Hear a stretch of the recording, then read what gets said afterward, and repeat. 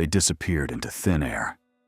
One after another, some of the world's most skilled mountaineers vanished on Everest's deadly slopes, swallowed by ice and wind, leaving behind only questions that have haunted the climbing world for decades. No bodies recovered, no final words, just silence where legends once stood.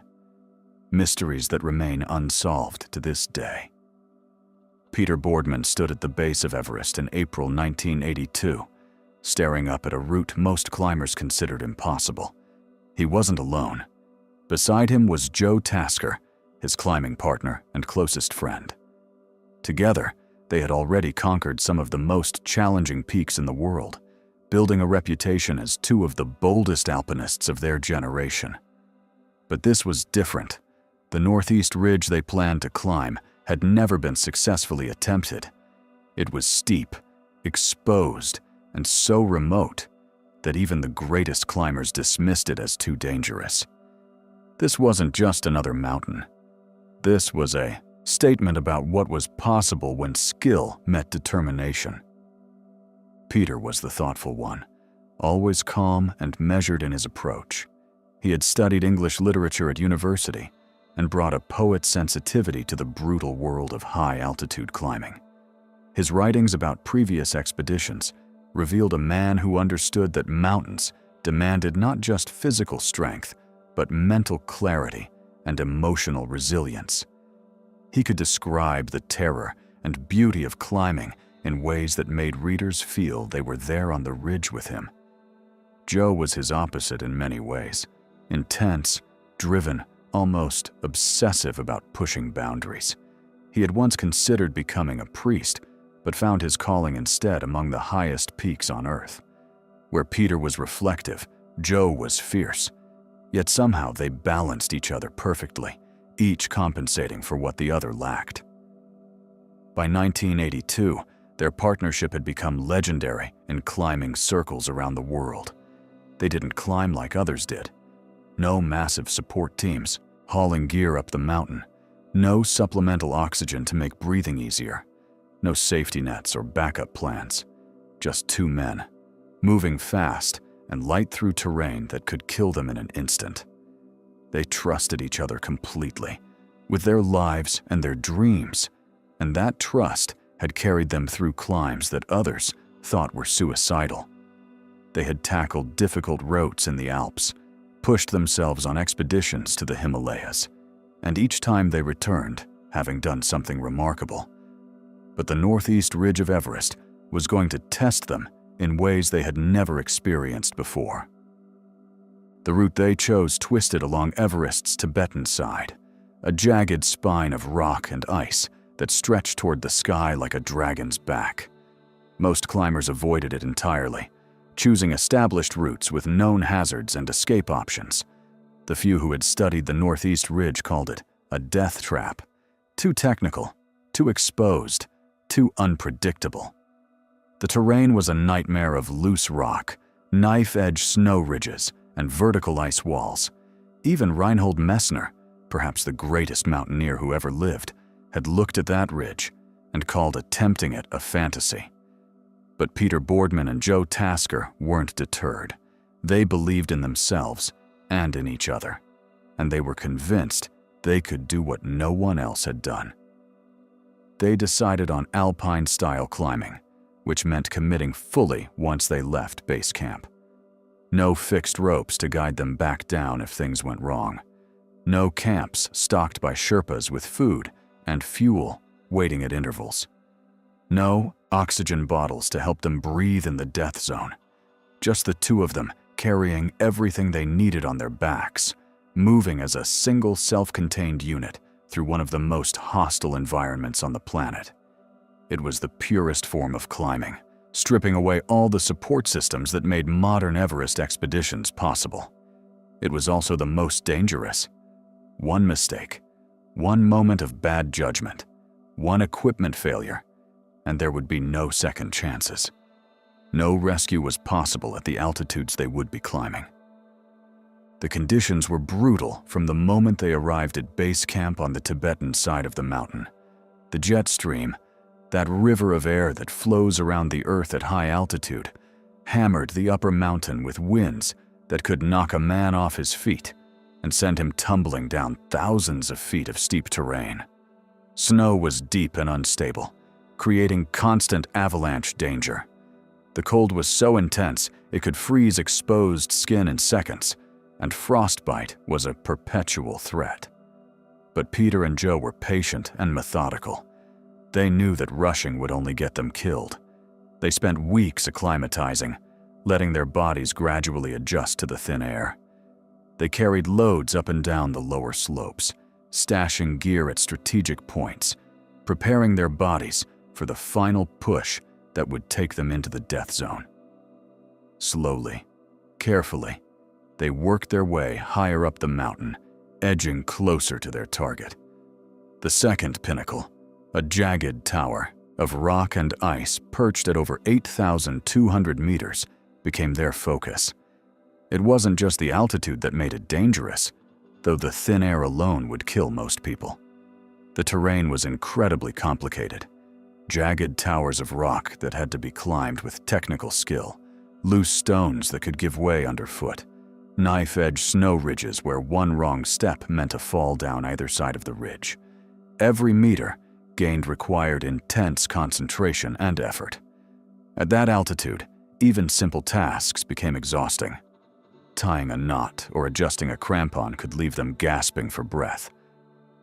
On May 15th, Peter Boardman and Joe Tasker left their high camp positioned just below 8,000 meters and began climbing toward the second pinnacle. This was it. The moment everything had been building toward.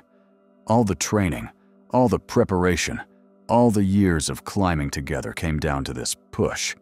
They carried minimal gear, just enough to survive a night or two if they had to bivouac on the mountain. No elaborate radio equipment, just a basic walkie-talkie for occasional contact with base camp. No oxygen, no backup plan, no margin for error. At this altitude, in what climbers call the death zone, the air contained only a third of the oxygen found at sea level. Every movement required enormous physical effort. Thinking became sluggish and confused. Decision-making grew harder as the brain struggled to function without adequate oxygen. The body began consuming itself at that altitude, burning muscle tissue for fuel, shutting down non-essential functions to preserve energy for the most critical systems. Climbers in the death zone are literally dying, and the only question is whether they can accomplish their goal and get back down before their bodies give out completely. Peter and Joe knew all this. They had studied high-altitude physiology. They understood the risks, but they believed in their training and their partnership. They believed they could make it. That evening, as the sun began to set and temperatures plummeted even further, a crackling radio transmission reached base camp far below. It was Peter and Joe. Their voices sounded calm, almost casual considering where they were and what they were attempting. They reported good progress toward the second pinnacle. They planned to bivouac near it and push higher the next day. The message was brief and routine, the kind of update climbers make all the time. No one listening had any reason to worry or think anything was wrong. It was the last time anyone would ever hear their voices. 2 days later, on May 17th, team members at base camp trained their binoculars on the ridge high above. Through the powerful lenses, they spotted 2 tiny figures moving slowly across the snow. It had to be them. No one else was on that route. They were far above 8,200 meters, tiny specks of color against the white and gray of rock and ice, inching toward the second pinnacle. Then clouds rolled in thick and fast, and the mountain swallowed them whole. No one ever saw them again. The weather turned savage with frightening speed. Wind shrieked across the ridge with enough force to tear tents apart. Snow fell in blinding curtains that made visibility drop to zero. Temperatures plummeted even further, below the already deadly cold, the kind of storm that erases footprints within minutes and punishes anyone caught exposed. At base camp, their teammates waited in agonizing helplessness. scanning the mountain through binoculars during any break in the clouds, hoping desperately for any sign of movement. A flash of color from their clothing, a moving figure making its way down, anything that would indicate they were still alive and descending. But there was nothing. Just wind and snow and a terrible silence that felt wrong. Mounting a rescue at that altitude was impossible. In those conditions, with that weather, no one could survive for long without shelter, food, and warm clothing. Peter and Joe had minimal supplies for bivouacking. If they were injured or trapped, or simply too exhausted to move, they would freeze to death within hours. And the route was so dangerous, so technically difficult, that sending more climbers up would only create more casualties. The rescue team would likely die trying to reach climbers who were probably already dead. After days of agonizing waiting and hoping, the team made the heartbreaking decision to call off any rescue attempts. Back in Britain, the news devastated the mountaineering community and the nation. Peter Boardman and Joe Tasker weren't just excellent climbers. They were beloved figures, known not only for their bold climbing, but for their writing and their vision of what mountaineering could be. Peter had published books about his expeditions that were praised for their literary quality. Joe had written with raw honesty about the psychological demands of extreme climbing. Together, they represented a new generation of alpinists who combined physical prowess with intellectual depth. Their disappearance felt like a tragedy, not just for their families and friends, but for the entire climbing world. The mystery of what happened to them became one of Everest's most haunting puzzles. Had they reached the summit of the second pinnacle only to get trapped on the descent? Did one of them fall, pulling the other down with him since they would have been roped together? Or did they simply run out of strength, their bodies giving out as the altitude and cold slowly shut them down? No one knew, and that uncertainty made the loss even harder to bear. In the climbing world, their disappearance became the kind of story people told in hushed voices late at night, a reminder that even the very best climbers could vanish without a trace on Everest. 10 years passed. Seasons came and went. New expeditions climbed Everest via other routes. The mystery of Peter Boardman and Joe Tasker faded slightly as other tragedies occurred and other stories emerged. Then in 1992, a Japanese expedition was climbing along the northeast ridge when they made a discovery that sent shockwaves through the mountaineering community around the world. They found a body sitting upright in the snow, leaning back against a rock outcropping, as if simply resting and looking at the view. It was Peter Boardman. He was still wearing his distinctive red down suit, frozen, solid, perfectly preserved by the intense cold at that altitude. He was positioned just below the second pinnacle, not far from where he and Joe had last been seen through binoculars a decade earlier. There were no obvious signs of trauma or violence, no evidence of a fall that would have left broken bones or torn clothing. No signs that an avalanche had hit him. It looked like he had simply sat down to rest and never gotten back up. High-altitude death often happens that way, climbers report. The body reaches its absolute limit. Exhaustion becomes overwhelming. The cold seeps deeper, and sitting down to rest feels like the most natural thing in the world. Many climbers describe it as feeling like falling asleep, a gentle fading away rather than a violent end. But Joe Tasker was nowhere to be found, and that deepened the mystery even further. Had they been together when Peter sat down? Did Joe try to continue on, searching for help, or attempting to reach the summit to fulfill their dream? Did he fall into a crevasse hidden by snow, one of those deep cracks in the ice that can swallow a person without a trace? Or is his body still up there somewhere, hidden in a place no climber has yet searched, waiting to be discovered by some future expedition? The questions linger even now, more than 40 years after they disappeared. while the climbing world was still processing the tragedies of Peter Boardman and Joe Tasker, another name was being whispered in alpine circles and extreme sports communities.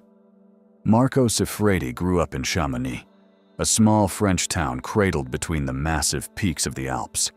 The mountains were literally in his backyard, dominating the skyline, calling to him from the moment he could understand what they were. From the time he could walk, Marco was drawn to snow and the steep slopes that made adults nervous just looking at them. While other children his age spent their days playing soccer in parks or riding bikes through town, Marco chased something colder, wilder, and far more dangerous. He became obsessed with snowboarding, but not the kind of snowboarding most people did at comfortable resorts with groomed runs and ski lifts. Marco wanted the steepest faces, the most technical descents, the lines that no one else had ever ridden.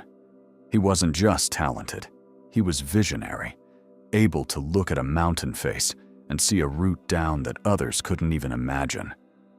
By his teenage years, Marco was already carving down slopes that experienced mountaineers with decades of experience feared to climb.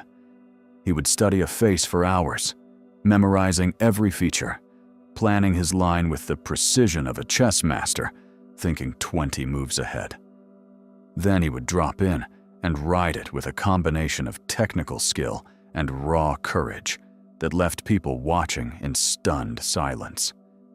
He wasn't reckless, despite how his descents looked. He was calculated and intensely focused, with an almost supernatural ability to read snow conditions and terrain. But he was also driven by something deeper than just skill or even passion for the sport. He needed to push boundaries, to do things that had never been done, to leave his mark on mountains in a way that would matter and be remembered. And towering above all his other dreams, visible in his mind even when he closed his eyes, was Mount Everest. In 2001, Marco Siffredi stood on the summit of Everest with his snowboard strapped to his pack. He had climbed for weeks to reach this point, acclimatizing to the altitude, working his way up the mountain step by difficult step. But reaching the top was never his real goal. For Marco, the summit was just the starting point. The dream began on the way down. He planned to ride the Norton Couloir, a steep, narrow chute carved by wind and ice down Everest's north face. It wasn't a route most climbers would even consider descending on foot, let alone on a snowboard. The angle was severe, the conditions unpredictable, the consequences of any mistake instantly fatal. But Marco had visualized this descent for years. He had studied photographs and videos. He had trained on similar terrain in the Alps. He felt ready. The conditions weren't perfect that year. There was less snow coverage than he had hoped for, and patches of exposed rock jutted through the snow like teeth waiting to catch an edge and send a rider tumbling. But Marco made the decision to go for it anyway. He had come too far to turn back now. He clipped into his board with hands that were steady despite the altitude and cold. He looked down at the endless face of ice and stone stretching below him, falling away toward the distant valley thousands of meters below. And then he dropped in, committing himself to a descent that would either make history or kill him. The ride wasn't smooth or perfect like the runs he did in videos back home. Reality on Everest was harsh and unforgiving. He had to unstrap multiple times, carefully picking his way across sections of bare rock where riding was impossible. He traversed steep ice sections where one slip would mean a fall of thousands of feet. But none of the difficulties mattered in the larger sense. Despite the challenges and imperfections, he was doing it.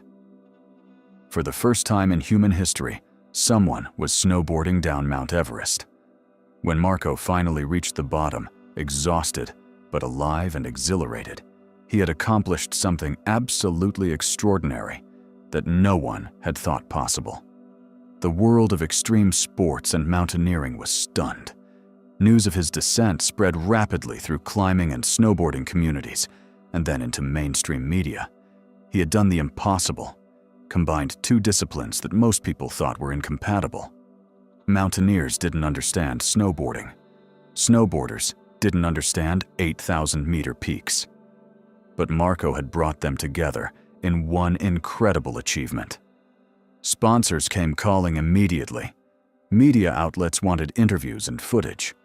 Marco's name became famous far beyond the small world of extreme mountaineering. But deep inside, in the quiet moments when the excitement faded and he was alone with his thoughts, Marco knew he wasn't finished. The Norton Couloir had been an incredible achievement. Yes, it had proven that Everest could be snowboarded, but it hadn't been the pure line he had imagined in his dreams. There had been too many sections where he had to unstrap and walk, too much rock exposure, too many compromises between the ideal descent and the reality of conditions.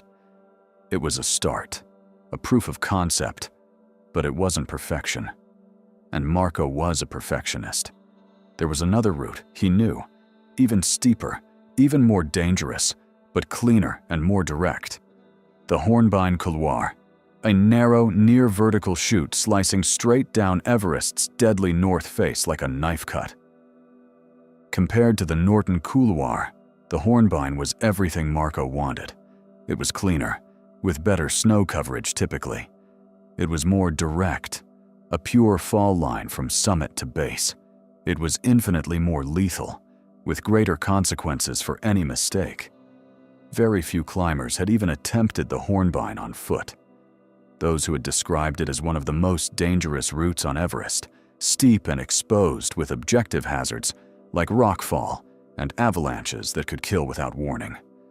For Marco, it represented the ultimate challenge, the perfect line, the purest descent down the highest mountain on Earth.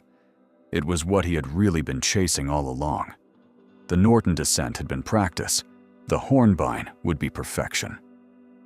He began planning his return to Everest almost immediately after returning from his first successful descent. He envisioned a smaller team this time, more focused and mobile. He chose a riskier season with potentially better snow conditions, but also more unstable weather. Everything was focused on that one perfect line down the Hornbein Couloir. In 2002, just 1 year after making history with his first descent, Marco Siffredi returned to Everest. His mind was completely focused on finishing what he had started, on achieving the perfect snowboard descent he had been dreaming about for years. On August the 24th, he stood once again on the summit of Everest. Around him, the sky was a deep, endless blue. The mountain was eerily quiet, as it sometimes is in those brief moments between storms. But something felt wrong to the people around him. Marco looked exhausted in a way that went beyond normal summit fatigue. The Sherpas who had climbed with him said he seemed drained, weaker than he had been the previous year. The ascent had taken more out of him physically and mentally than anyone had expected. His movements were slower. His responses to questions were delayed. His eyes looked distant. Even worse for the situation, the season was already quite late. The monsoon could arrive at any time, bringing weather that would make the mountain completely impassable. And the snow conditions on the Hornbein Couloir, from what they could observe, were far from ideal. There were wind-loaded sections that could avalanche. There were areas where snow coverage looked thin. Friends and fellow climbers urged Marco to wait, to descend safely via the normal route, and come back another time when conditions were better and he was stronger. They could see he wasn't in peak condition. They worried about what would happen if something went wrong up high, where no rescue was possible. But Marco had come too far, invested too much emotionally and physically to turn back now. He had dreamed about this specific line, this specific descent, for too long. His entire life had been building toward this moment. Everything he had done in snowboarding had been preparation for this. He made his decision. He strapped into his snowboard with hands that trembled slightly from exhaustion and cold. He gave a final nod to his Sherpa team, a gesture of gratitude and farewell. And then he disappeared over the summit edge, dropping into the Hornbein couloir. That was the last time anyone saw Marco Siffredi alive. Hours passed with no sign of him, then days. Search parties at base camp scanned the slopes desperately with powerful binoculars, looking for any sign, any glimpse of his distinctive bright clothing or his snowboard glinting in the sun. But the mountain gave back nothing. The Hornbein couloir remained silent and empty. Nobody appeared on the lower slopes where it would have been visible. No equipment was found. Marco had simply vanished as completely as if he had never existed. The theories about what happened are numerous, but ultimately just speculation.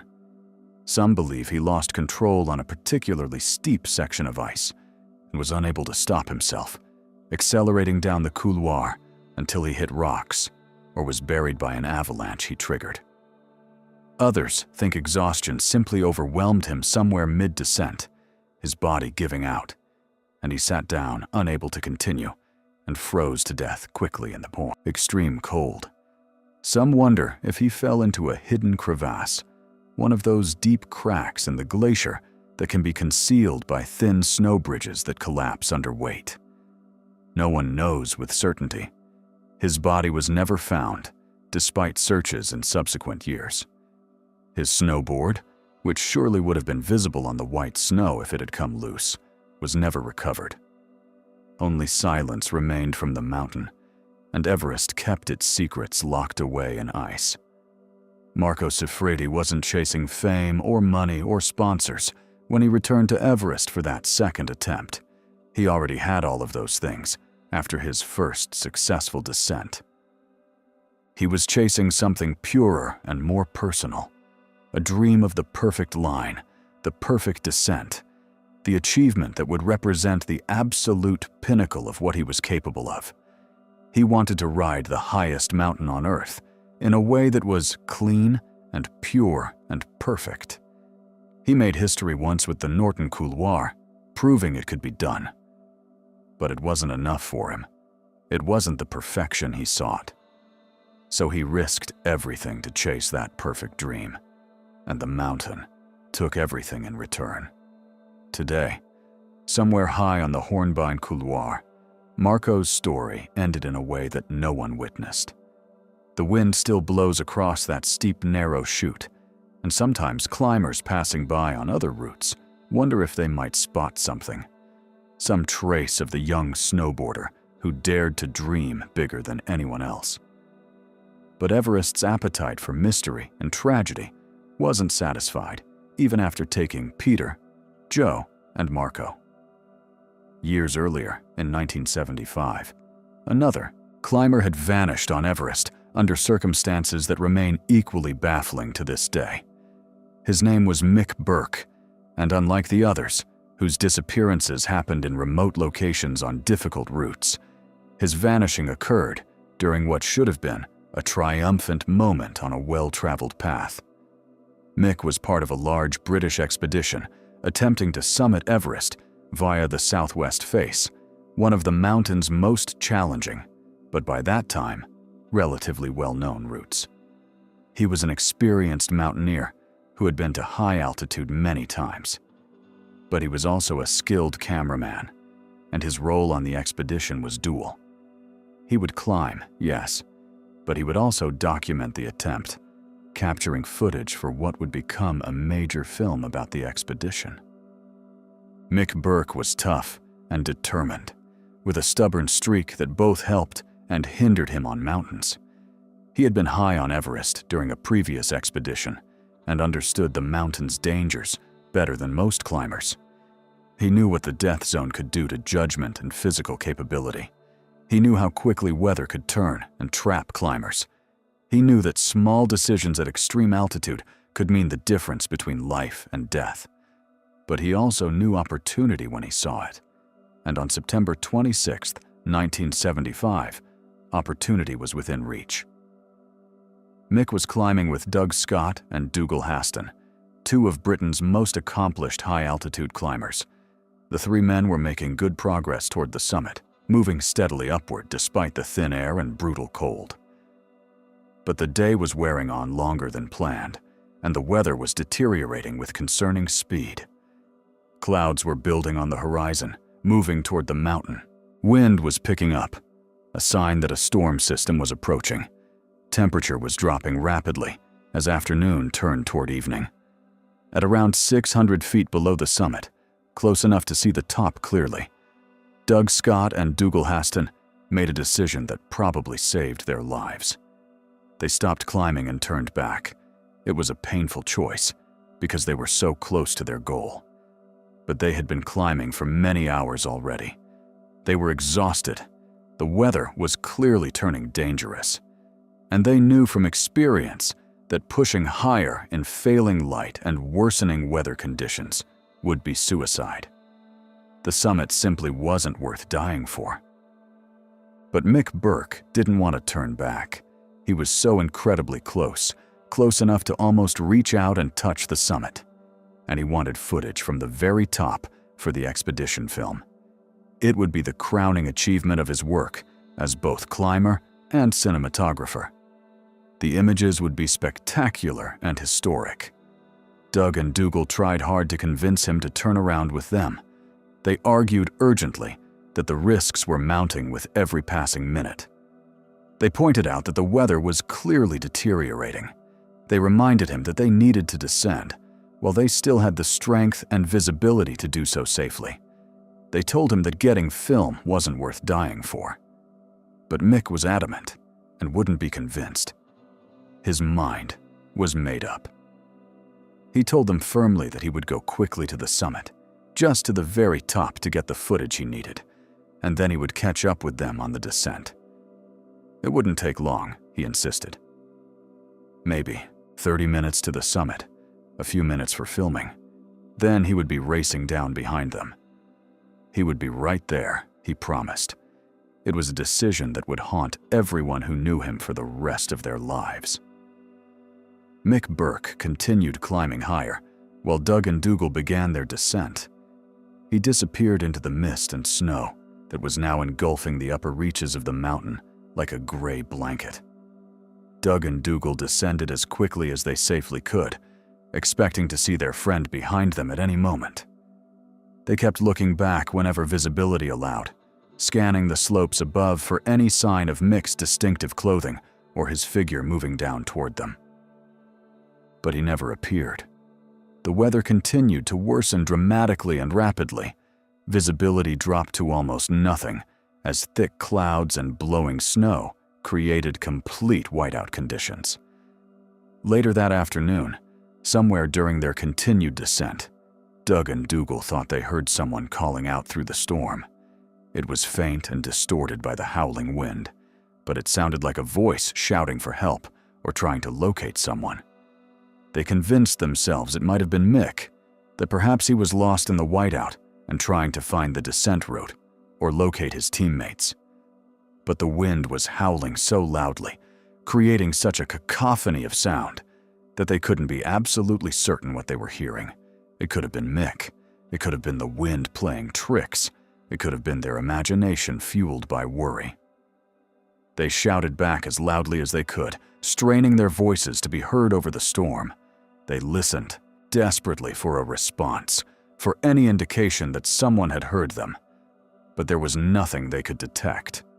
Or if there was something, if Mick was shouting back, the wind swallowed his voice completely before it could reach them. The storm intensified further, becoming truly dangerous. They had no choice but to continue descending to save themselves. Staying any longer at that altitude in those conditions meant certain death from exposure. They would freeze solid within hours. Mick Burke was never seen again by anyone. His body was never found despite searches. No equipment belonging to him was ever recovered. He simply vanished, as if the mountain had opened up and swallowed him. What happened to him? Did he actually reach the summit and get his footage, only to lose his way in the storm during descent and wander off route into a fatal fall? Did he fall through a cornice, one of those unstable overhanging lips of snow that form along ridges and can collapse without warning, sending climbers plummeting down the face? Or did he simply sit down somewhere, overwhelmed by exhaustion and disorientation from altitude and cold, and let himself freeze to death? Search efforts in the days following his disappearance found absolutely nothing. No body, no camera, no pack, no clues. The mountain had swallowed Mick Burke as completely as it had swallowed so many others before and since. In subsequent years, some climbers reported seeing what they thought might be a body high on the southwest face, a dark shape against the snow that looked vaguely human, but nothing was ever confirmed. The sightings were always distant and unclear, and the mountain is covered with rocks and ice formations that can look disturbingly human-shaped from far away, especially when seen through exhaustion and thin air. Mick Burke's disappearance added another haunting chapter to Everest's growing collection of unsolved mysteries. He had been so heartbreakingly close to his goal, close enough that he could probably see the summit pyramid clearly through breaks in the clouds. But Everest doesn't care about how close anyone is to their dreams. It doesn't recognize courage or determination or ambition. It simply takes what it wants when it wants and offers nothing back in return. The mountain is utterly indifferent to human desires and plans. These four men, Peter Boardman, Joe Tasker, Marco Siffredi, and Mick Burke, all disappeared while chasing dreams that mattered more to them than safety or comfort or even survival itself. They were among the absolute best at what they did, masters of their crafts with years of experience and proven ability. Yet the mountain took them anyway, indifferent to their skills and achievements. What happened to them in those final moments? We may never know with certainty, and perhaps that's somehow fitting for mysteries that occurred in one of the most remote and hostile environments on Earth. Their legacies endure, though, inspiring new generations who look at impossible challenges and see opportunity rather than barriers. They showed us what humans are capable of when they refuse to accept limits and push into territory that terrifies everyone else. Somewhere high on Everest, in the frozen wasteland of the death zone, part of each of them still remains, suspended in time where they made their final stands against a mountain that never loses,